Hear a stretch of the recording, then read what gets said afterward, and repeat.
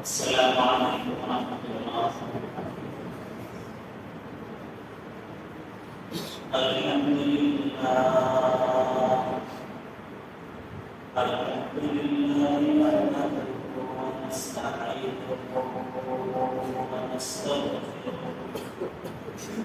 ونؤمن به ونتوكل عليه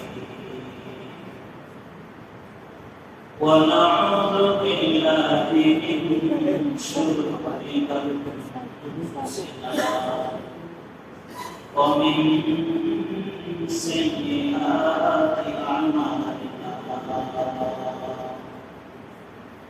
من يهده الله فلا مضل له ومن يضلل فلا هادي له ونشهد أن لا إله إلا الله وحده لا شريك له ونشهد أن سيدنا وسندنا وحبيبنا وطبيبنا ومولانا محمدا عبده ورسوله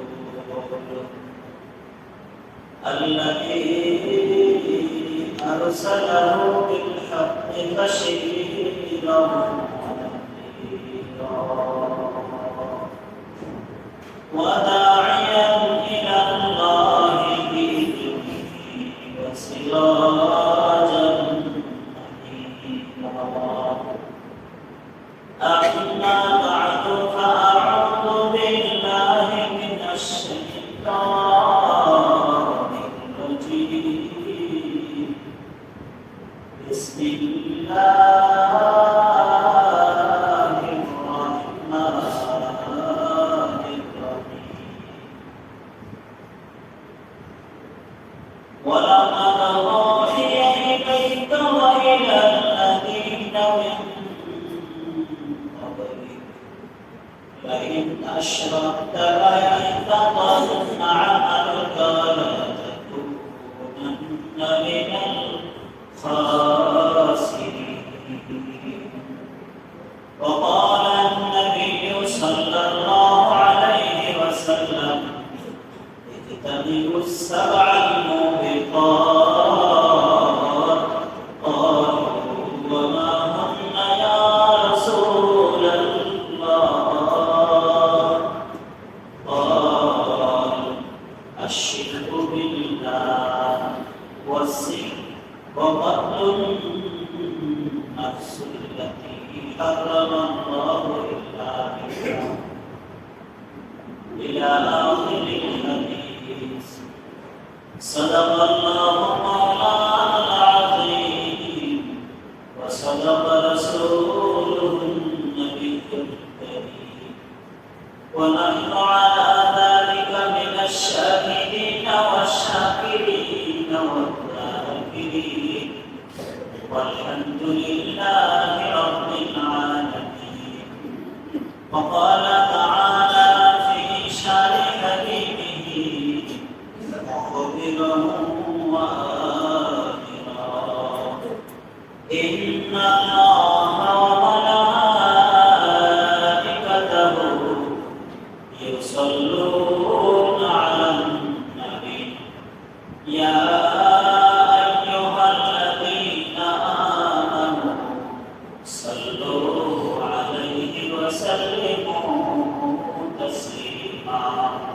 اللهم صل على محمد وعلى آل محمد كما صليت على إبراهيم وعلى آل إبراهيم إنك حميد مجيد. اللهم بارك على محمد وعلى آل محمد كما باركت على إبراهيم وعلى آل إبراهيم إنك حميد مجيد. بلغ العلا بكماله الدجى بجماله حسنت جميع خصاله صلوا عليه وآله यहाँ हम सब मुसाफिर हैं कब्र आखिर ठिकाना कोई आगे रवाना है कोई पीछे रवाना कशफ दुजा بجماله حسنت جميع خصاله صلوا عليه وآله لا إله إلا الله لا إله إلا الله لا إله إلا الله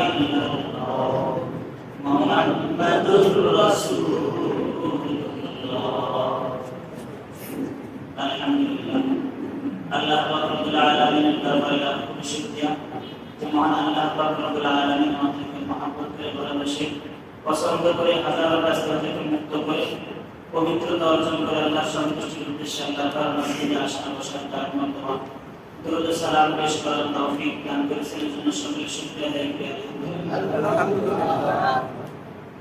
আল্লাহ পাক রব্বুল আলামিন আমাদেরকে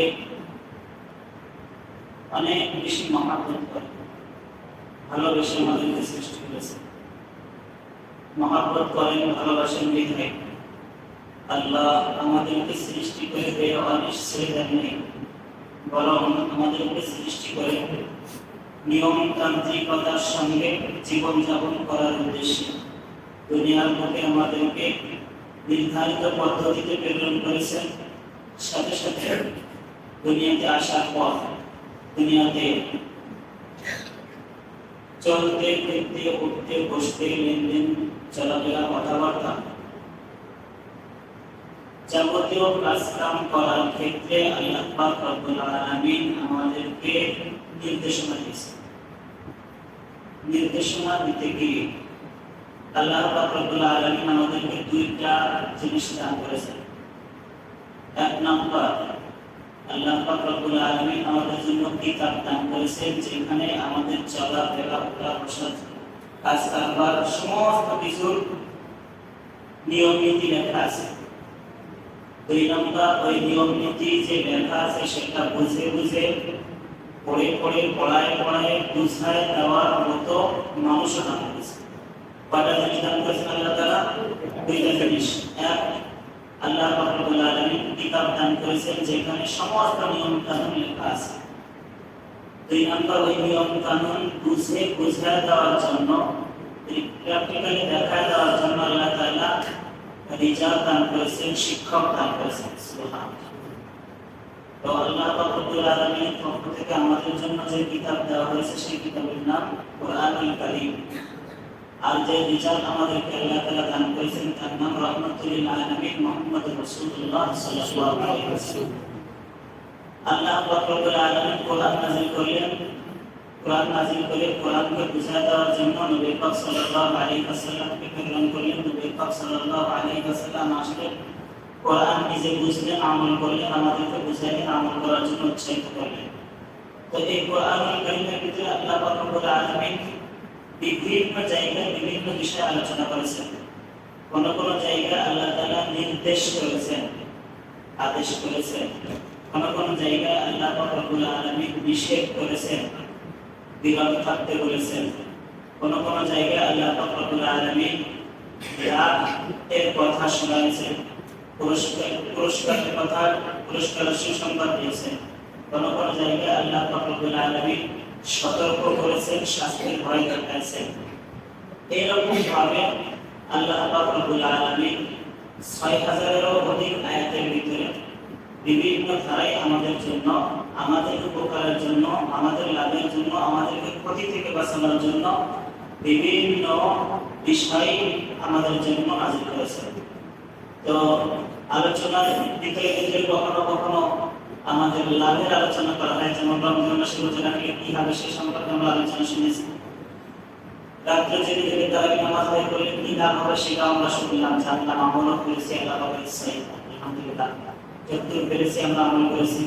ঈদের রাত্রে ইবাদত সম্পর্কে শুনেছি, ঈদের দিনের ইবাদত সম্পর্কে শুনেছি, শাওয়াল মাসের আমল সম্পর্কে আমরা জেনেছি, শুনেছি, আমলও অনেকেই আলহামদুলিল্লাহ করেছি।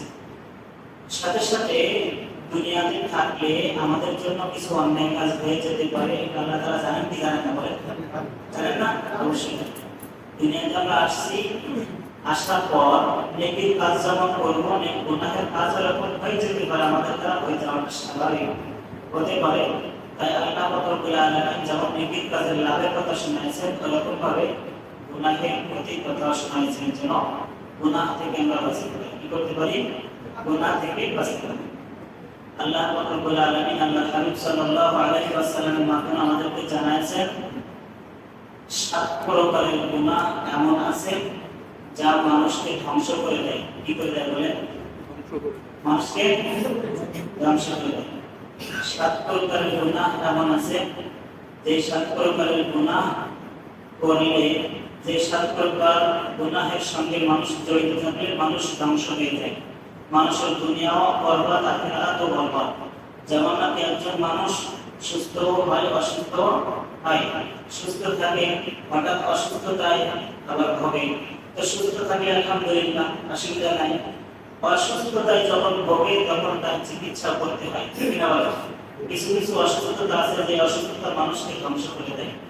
তো দিল নামক যে শরীরটা আছে, আমাদের দিল নামক যে শরীরটা আছে, এই শরীরের ভিতরে কিছু অসুস্থতা, সেই অসুস্থতার ভিতরে চিহ্নিত করে করে ৭টা অসুস্থতা, ৭টা গুনাহের কথা আল্লাহ তাআলা নবী সাল্লাল্লাহু আলাইহি ওয়াসাল্লামের মাধ্যমে আমাদেরকে জানাইলেন যে ৭ প্রকারের গুনাহ আছে, যে ৭ প্রকারের গুনাহ যদি মানুষ করতে থাকে তাহলে সে ধ্বংস হয়ে যায়।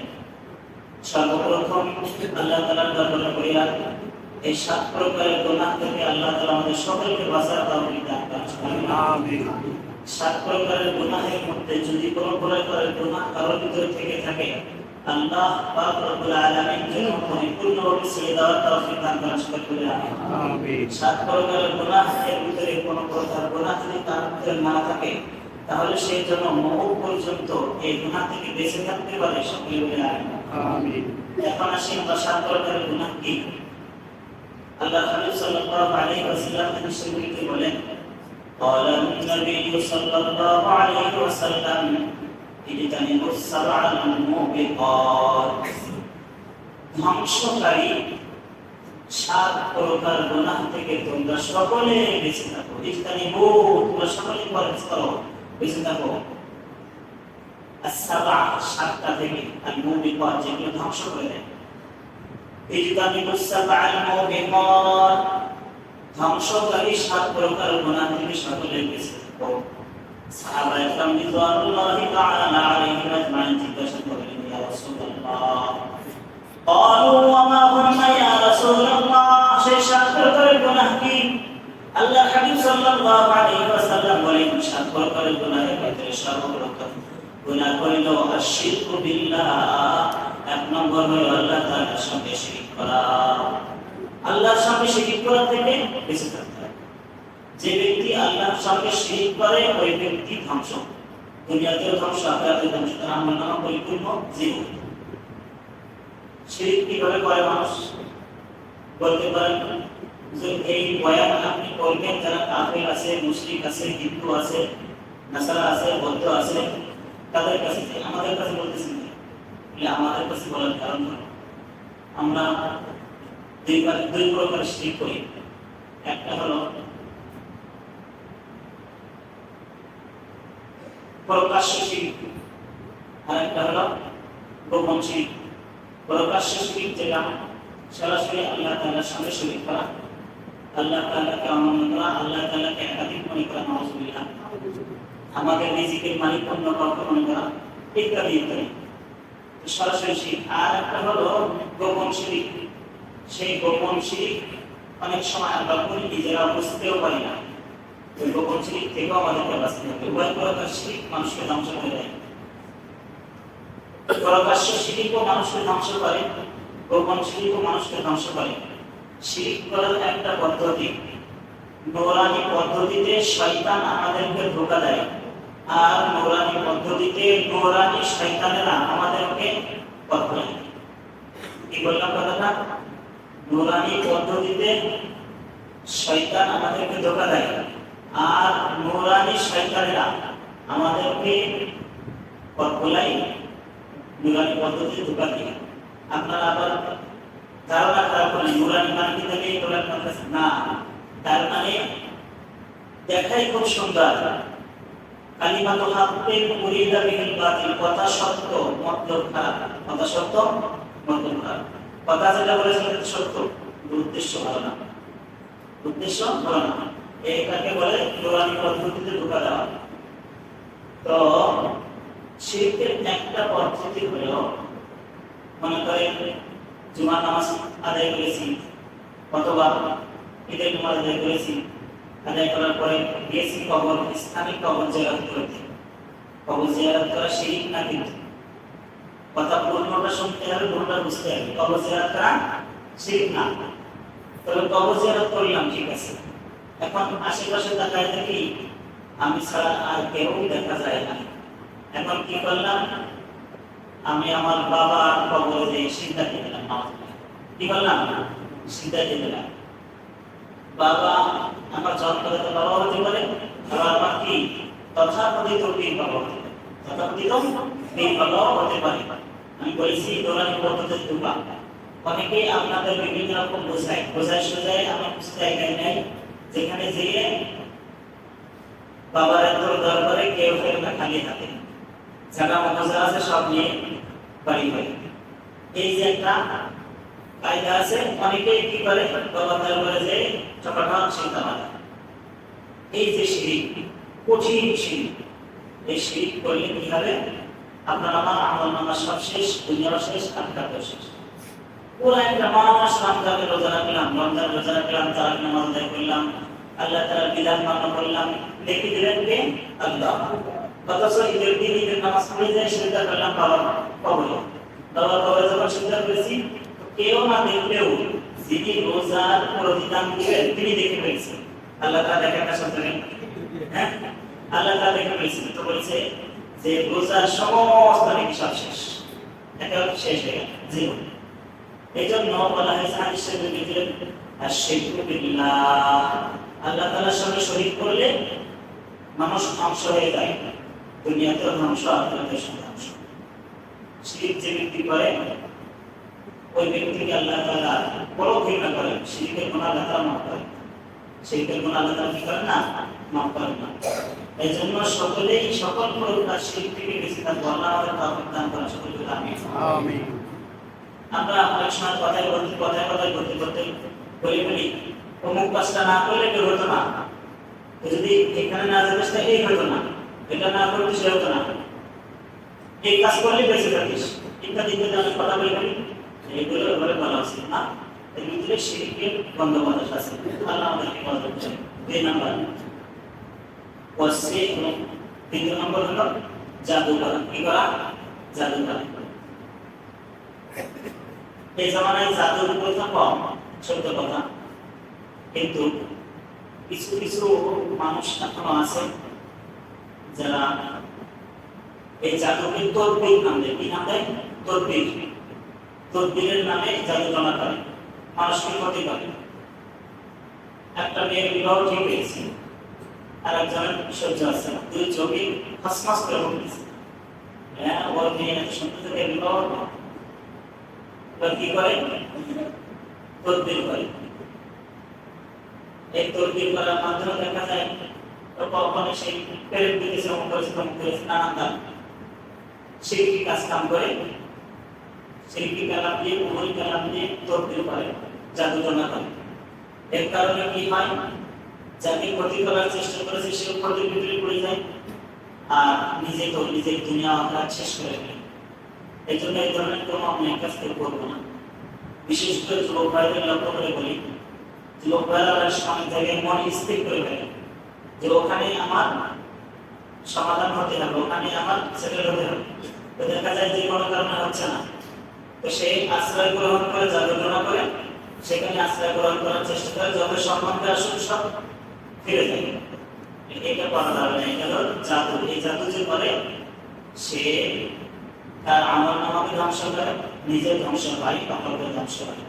এই ধরনের অনেক কাজ থেকে অবশ্যই বিরত থাকতে হবে। তবে হ্যাঁ, আমরা সতর্কতার জন্য একটা পদ্ধতি অবলম্বন করব। যদি দেখা যায় কোনো বাড়িতে মানুষ অসুস্থতার পর অসুস্থ হতেই আছে, কোনো রোগ ধরা পড়ছে না, বা একটা মেয়ে তার সৌন্দর্যের অভাব নাই, শিক্ষার্থীদের অভাব নাই, বিবাহ সাথে হচ্ছে না, যদি কেউ সন্দেহ করে যে আমাদের উপরে কোনো যন্ত্রণা করা হয়েছে, তাহলে বাসার উপায় হলো সে প্রতিদিন যেন সূরা বাকারা পড়ে। ওই বাড়িতে যেন প্রতিদিন কি করা হয়? সূরা বাকারা তেলাওয়াত করা হয়। সূরাটা অনেক বড় অবশ্য, যদি সম্ভব হয় তেলাওয়াত করা।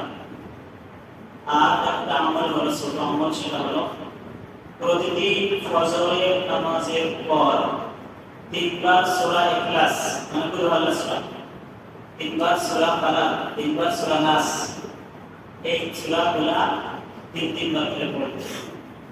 মাগরিবের নামাজের পর তিনবার সূরা ফালাক, সূরা ইখলাস, সূরা নাস পড়বে। জোহরের নামাজের পর একবার সূরা ফালাক, একবার সূরা নাস, একবার সূরা ইখলাস পড়বে। আসরের নামাজের পর একবার সূরা ইখলাস, সূরা ফালাক, সূরা নাস পড়বে। ঈশা নামাজের পর একবার সূরা ইখলাস, সূরা ফালাক, সূরা নাস পড়বে। পড়ে হাত দিয়ে ওদিকে এরকম হাত মুছে বসে। আল্লাহ পাকের মেহেরবানিতে আশা করা যায় জাদু টনা থেকে সে মুক্ত থাকবে ইনশাআল্লাহ। তো বলতেছিলাম যে জাদু করবে সে ধ্বংসের ভিতরে পড়বে। 7টা পাপ যে করবে সে ধ্বংস হবে। 7টা পাপের ভিতরে 2টা বললাম, কয়টা? এক নাম্বার আশরিকু বিল্লাহ, আল্লাহর সঙ্গে শিরক করা। 2 নাম্বার জাদু করা। 3 নাম্বার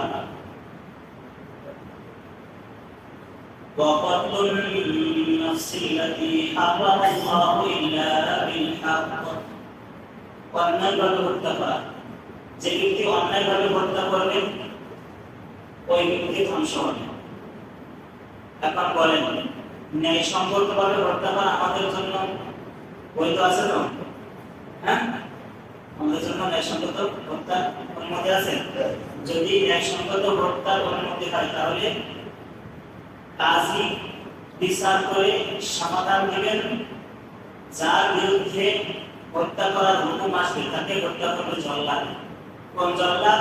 কাজী যাকে নির্ধারণ করেছে, সরকার পক্ষ যাকে নির্ধারণ করেছে, সেই হত্যা করতে পারবে। আমি আপনি হত্যা করতে পারবো না। তাহলে আপনাদের হত্যা কাণ্ডের ভিতরে গেলে আমি ধ্বংস, আমার নাম শেষ। এখন এই হত্যা থেকে অবশ্যই আমাদেরকে বাঁচতে হবে। হত্যা আমরা দুইভাবে করে থাকি, দুইভাবে করে থাকি। এক হলো সরাসরি মানুষকে মেরে ফেলি, যে কোনো উপায়ে, যে কোনো ভাবে আঘাত করে মানুষকে মেরে ফেলতে পারি। আর একটা হলো আমরা আমাদের সন্তানদেরকে হত্যা করি, জন্ম নিয়ন্ত্রণ পদ্ধতি অবলম্বন করি। যাক, এদিকে আমি বেশি আলোচনা করবো না, বললে আমার সমস্যা। আমি এতটুকু শুধু কাজ দিই, শরীয়ত সম্মত অনুমতি ছাড়া জন্ম নিয়ন্ত্রণ পদ্ধতি অবলম্বন করলে সন্তান হত্যা করা হয়। তবে এখানে অনেক ব্যাখ্যা বিশ্লেষণ আছে। আল্লাহ রাব্বুল আলামিন সন্তানকে হত্যা করতে নিষেধ করেছেন রিজিক দেওয়ার ভয়ে। সে বিষয়ে আলোচনা আলাদাভাবে করা যাবে আল্লাহ তাআলা দিলে ইনশাআল্লাহ। তো আমরা মূল এখানে আলোচনা যেটা সেটা হলো, কাউকে যদি হত্যা করা হয় তাহলে নিজের আমলনামা শেষ, নিজে ধ্বংস হয়ে যাবে। এমনকি যদি কোনো ছোট থেকে ছোট প্রাণীকেও অনর্থক হত্যা করা হয়, তবুও আল্লাহ পাক রব্বুল আলামিন হাসরের ময়দানে আপনাকে আমাকে জিজ্ঞাসা করবেন, তার জবাব দিতে হবে, বিচার হবে। হাদিস শরীফের ভিতরে আসছে, আল্লাহ নবী সাল্লাল্লাহু আলাইহি ওয়াসাল্লাম বলেন, মান কাতালাল উসফুর আবাসান হাত্তা ইয়াউমাল কিয়ামা, যে ব্যক্তি একটা চড়ুই পাখিকে অনর্থক হত্যা করবে, কিয়ামতের ময়দানে এই চড়ুই পাখি হত্যা করার ব্যাপারেও বিচার করবে। কি করবেন? চড়ুই পাখি হত্যা করার ব্যাপারেও বিচার করবেন। এখন বলতে পারেন, আমি চড়ুই পাখি, শালিক পাখি, ঘুঘু পাখি ইত্যাদি ধরে গেলে জবাই করে খাই, আমিও কি ওই অন্যায় গ্রেফতার হব? না, তা হবে না। আল্লাহ রাব্বুল আলামিন আপনার জন্য, আমার জন্য যেটা হালাল করেছেন সেটা আপনি ধরেন, ধরে সুন্নাত মোতাবেক জবাই করেন, জবাই করে রান্না করে খান, বিচার নাই। তবে হ্যাঁ, সত্য কথা একটা হলো, আপনি গরু খান, ছাগল খান, উট, ভেড়া, মহিষ যাই খান, আর হাঁস মুরগি, ছাগল যাই আপনি জবাই করে খান, আল্লাহ তাআলা আপনার কাছে জবাব চাইবেন না। তবে খাচ্ছেন ভালো, হুকুম মানছেন না আল্লাহ তাআলা। কি করতেছেন? খাচ্ছেন তো খুব ভালো, বিশাল বিশাল গরু, মহিষ, উট, ভেড়া, দুম্বা, ছাগল, হাঁস মুরগি খুব খাচ্ছেন, জবাই করতেছেন, জীবিত প্রাণী জবাই করতেছেন, রান্না করে খাচ্ছেন, আল্লাহর হুকুম মানতেছেন না, তখন কিন্তু হিসাব দেওয়া লাগবে। আল্লাহ তাআলা কাছে হিসাব দেওয়া লাগবে। তুমি প্রাণীগুলো জবাই করে করে খাইছো আর পেট করে বানাইছো, আর আমার হুকুম মানো নাই, কেন করেছো? রিজিক তো আমি দিয়েছি, ওই তো করা লাগবে না। বোঝা গেল না? এই জন্য আল্লাহর হুকুম মানেন, আল্লাহ তাআলা রিজিক খান, অসুবিধা নেই। তো বলতেছিলাম যেটা, যদি কেউ সুন্নাত তরিকায় জবাই করে কোনো পশু পাখি যেটা হালাল আমাদের জন্য করা হয়েছে সেটা রান্না করে খাই, এর জন্য হত্যার গুনাহ হবে না। তবে আপনি আমি চলতেছি যে বন্ধুদের সঙ্গে হাতে গুড় দিয়ে আছে, কি আছে? গুড় দিয়ে আছে, ওই দোস্ত দেখ কেমন আমার হাতে কেমন গেম, কেমন নিরি টুসকে মেরে দেয়, পাখিটা পড়ে যায়। হাসরের ময়দানে পাখি আল্লাহ তাআলা দরবারে বিচার দায়ের করে যে, আল্লাহ অনর্থক ভাবে কোনো প্রয়োজন ছাড়া অমুক আমাকে হত্যা করেছে, হত্যার বিচার চাই। আল্লাহ তাআলা এই হত্যার বিচার করবেন, আল্লাহ তাআলা এই হত্যার বিচার করবেন। অতএব হত্যা করা এটা মহাপাপ। যদি কেউ হত্যা করে তাহলে অবশ্যই তার আমলনামা ধ্বংস হয়ে যাবে। এই জন্য আমরা কাউকে হত্যা করার কল্পনাও করবো না। আল্লাহ আমাদের সকলকে হেফাজত করে। 4 নাম্বার, ওয়াকুলুর রিবা, সুদ খাওয়া। যে ব্যক্তি সুদ খায় তার সব ধ্বংস হয়ে যায়, দুনিয়ায় তার আমলনামা সব ধ্বংস হয়ে যায়, নিজের ধ্বংস, দুনিয়াতে ধ্বংস, আখিরাতে ধ্বংস। আল্লাহ আমাদের সকলকে সুদের কারবার থেকে বেঁচে থাকার তৌফিক দান করেন। আলহামদুলিল্লাহ, আমার জানা মতে আপনারা এসব খান না, আমার জানা মতে। তবে যদি সামনে কোনো সুযোগ এসে যায় এই ধরনের কোনো অনেক কাজ করতে, হাতে ধরে পায়ে ধরে বলি, আপনারা এই অনেক কাজের সঙ্গে কেউ জড়িত হবেন। আল্লাহ আমাদের সকলকে কবুল করেন, সকলে বলে আমিন। 5 নাম্বার, কিসের 5 নাম্বার? 7টা পাপ করলে, 7 নাম্বার, 7টা পাপ করলে কি হয়? আমাদের জন্য ধ্বংস আমরা ডেকে নিয়ে আসি। 7টা পাপ কাজ আছে যা মানুষকে ধ্বংস করে দেয়। তার ভিতরে 1 নম্বর আল্লাহর সঙ্গে শিরক করা, 2 নম্বর জাদু করা, 3 নম্বর কাউকে হত্যা করা, 4 নম্বর সুদ খাওয়া। কি করা? 4 নম্বর সুদ খাওয়া। 5 নম্বর ওয়াকুলু মাআলিল ইয়াতীম, ইতিমের মাল ভক্ষণ করা। কি করা বলেন? ইতিমের মাল ভক্ষণ করা। প্রত্যেক টাকা করে আমরা বক্স করে রাখি, প্রত্যেক টাকা বক্স করে রাখি। 5 নম্বর হলো ইতিমের মাল ভক্ষণ করা। আফসোস, কোন কায়দা কৌশল করে বুদ্ধি খাটায় এমন পদ্ধতি দিয়ে এতিমের মাল আমরা আত্মসাৎ করি, মনে করি সর্বনাশ, আমি ফেরেশতা, আমাকে কেউ জানতেছে না, কেউ বুঝতেছে না, কিন্তু কে বোঝেন বলেন? আল্লাহ তাআলা বোঝেন। আল্লাহ তাআলা বলতেছেন, আল্লাহ নবী সাল্লাল্লাহু আলাইহি ওয়াসাল্লাম মাধ্যমে হাদিসে আল্লাহ নবী সাল্লাল্লাহু আলাইহি ওয়াসাল্লাম বলেছেন, এতিমের মাল যারা ভক্ষণ করে তারা ধ্বংস হয়ে যায়। এতিমের মাল আত্মসাৎ করার পদ্ধতি যেমন মনে করেন আমরা দুইটা ভাই আছি, একটা ভাই হঠাৎ করে ব্রেনের সমস্যা হয়ে গেছে, তাহলে বোঝার সাথে তারা বলে সই একটা লাগাই নিয়ে তার জমি সব লিখে নিয়ে তার জমি সব লিখে নিলাম, বাচ্চা কাচ্চা আছে তার দিকে ভুল করলেন না। আর এতিমের মাল ভক্ষণ করার পদ্ধতি হলো আমার ভাই ক্লাসে ভাই আল্লাহ তাআলা ইশারা দিয়ে দুনিয়া থেকে চলে গেছে, বাচ্চা ছোট আছে, তাদেরকে আদর কদর করে বাসায় রাখলাম, আর ভিতরে ভিতরে ভিতরে ভিতরে তাদের জমি জমা যেখানে যা আছে মোটামুটি সব কায়দা কৌশল করে বুদ্ধিমত্তার সঙ্গে নিজের নামে করে নিলাম। এইগুলা হিসাব বড় হয়ে পড়ে, কঠিন হিসাব এগুলা। তো এতিমের মাল ভক্ষণ করার ব্যাপারে আল্লাহ পাক রব্বুল আলামিন কোরআনে কারীমে বলেন, ইন্নাল লাযীনা ইয়াকুলুনা আমওয়ালাল ইয়াতামা যুলমান ইন্নামা ইয়াকুলুনা ফী বুতুনিহিম নার ওয়া সায়াসলাউনা সাঈরা।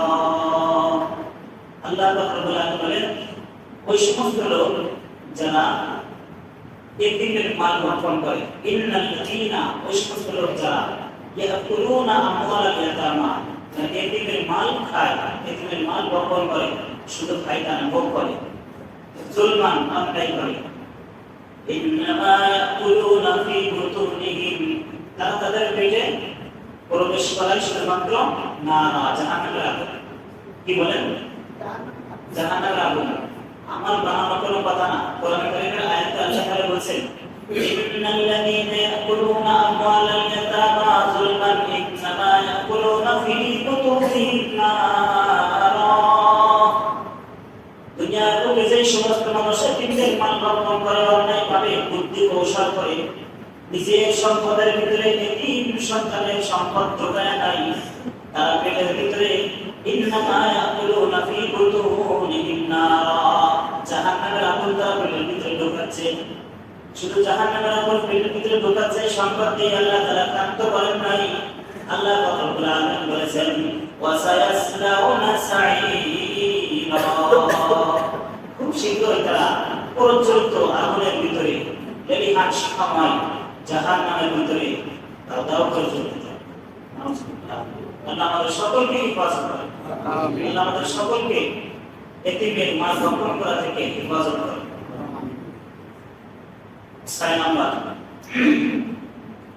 6 নাম্বার হলো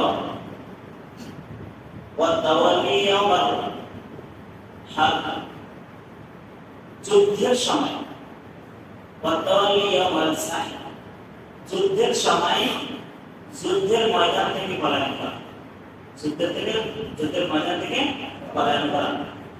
যদি কখনো আল্লাহ তাআলার পক্ষ থেকে এই পরিবেশ পরিস্থিতি সৃষ্টি হয়ে যায় যে যুদ্ধ করা ইসলামী সৈন্যদের সঙ্গে দেশ রক্ষার্থে হোক, ঈমান রক্ষার্থে হোক, যে কোনো কারণে যদি আল্লাহ তাআলার পক্ষ থেকে নির্দেশ এসে যায় যে এখন জিহাদ করতে হবে, যুদ্ধ করতে হবে, তাহলে পলায়ন করা।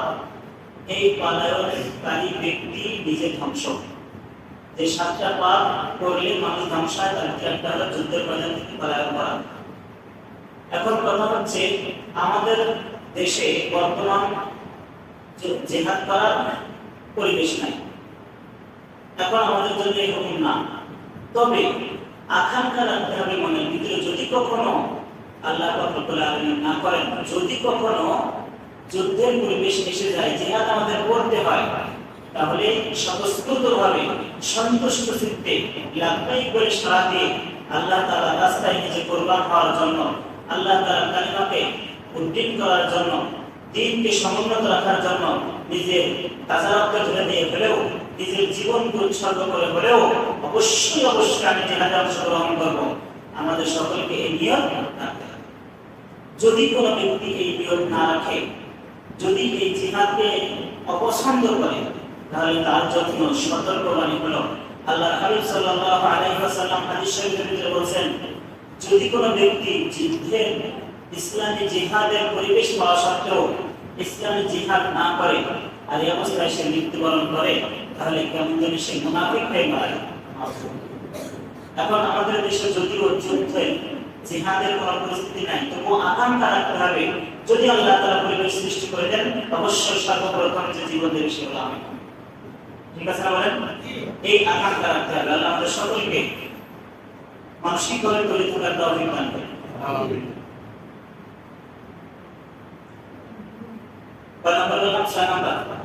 সাত নাম্বার সতী সাধ্বী নারীর ব্যাপারে অপবাদ দেওয়া। একজন মুহসিনা সতী নারী, তার ব্যাপারে অপবাদ দেওয়া যে অন্যায় কাজ করেছে, জিনা করেছে ইত্যাদি ইত্যাদি অপবাদ যে ব্যক্তি দেয়, সে নিজে তার আমলনামাকে ধ্বংস করে ফেলে, সে ধ্বংস হয়ে যায়।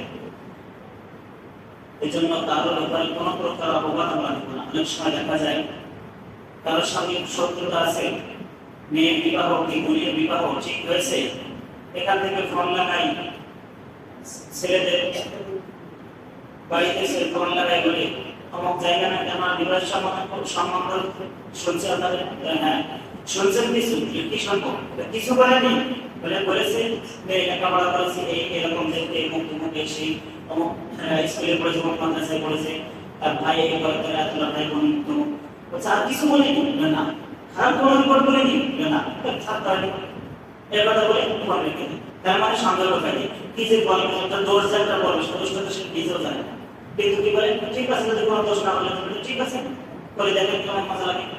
তাই ছেলেদের কাছে যদি এরকম বিশ্বস্ত সংবাদ আমি পাশ থেকে লাগাই, ওই মেয়ের বিবাহ হওয়াটা কত সহজ বুঝে দেখেন, এই কাজ যে করবে সে নিজের ধ্বংস, বাঁচানোর কোনো উপায় নেই। এই জন্য কি করবো, আমরা এই সাত কাজ থেকে অবশ্যই বিরত থাকবো। আল্লাহ রাব্বুল আলামিন আমাদের সকলকে এই সাত প্রকার পাপ থেকে পরিপূর্ণভাবে বেঁচে থাকার তৌফিক দান করেন। সকলে বলে আমিন। যে সাতটা পয়েন্টের কথা বলা হলো, এই সাতটা পয়েন্টের সপক্ষে অনেক প্রমাণ আছে। আল্লাহ তাআলা কোরআনের ভিতরে নিষেধ করেছেন, আল্লাহ রাসূল সাল্লাল্লাহু আলাইহি ওয়াসাল্লাম নিষেধ করেছেন, কিন্তু সব আলোচনা করতে গেলে সময় পাবো না। যতটুকু সময় আছে ততটুকু সময়ে এই যেগুলো আলোচনা করেছি এগুলো আলোচনা করা সম্ভব ছিল, তাই করেছি। যদি কারো বুঝে আসে, আল্লাহ আমাদের সকলকে এই কথাগুলোর উপর আমল করার তৌফিক দান করেন। ওয়া আখিরু দাওয়ানা আলহামদুলিল্লাহি রাব্বিল আলামিন। এদের সুন্নাত বাকি আছে, চার রাকাত সুন্নাত